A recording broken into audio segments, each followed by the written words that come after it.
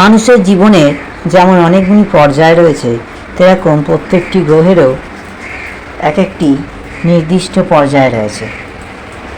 আমাদের আজকের আলোচ্য গ্রহ হলো বুধ গ্রহ। বুধ গ্রহের স্বভাব ঠিক মানুষের শৈশব অবস্থার মতন বা বালক অবস্থার মতন, যার জন্য বুধকে জ্যোতিষশাস্ত্রে একটি বালক গ্রহ হিসেবে বিবেচনা করা হয় বা একে গ্রহদের যুবরাজ বলা হয়। তাই বুধ গ্রহের স্বভাব সাধারণত মানুষের বালক অবস্থার যেরকম স্বভাব হয়ে থাকে ঠিক সেই রকম। বুধ গ্রহ খুবই বুদ্ধিমান, এটা আমরা জানি। তাই কোনো ব্যক্তির যদি বুধ উচ্চে থাকে তাহলে তার বুদ্ধি খুব বেশি হয়।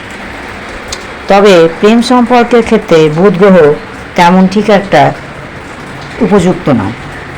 তবে বুধ গ্রহের এছাড়া অনেক বৈশিষ্ট্য রয়েছে যা অত্যন্ত কার্যকরী এবং মানুষের জীবনে গুরুত্বপূর্ণ।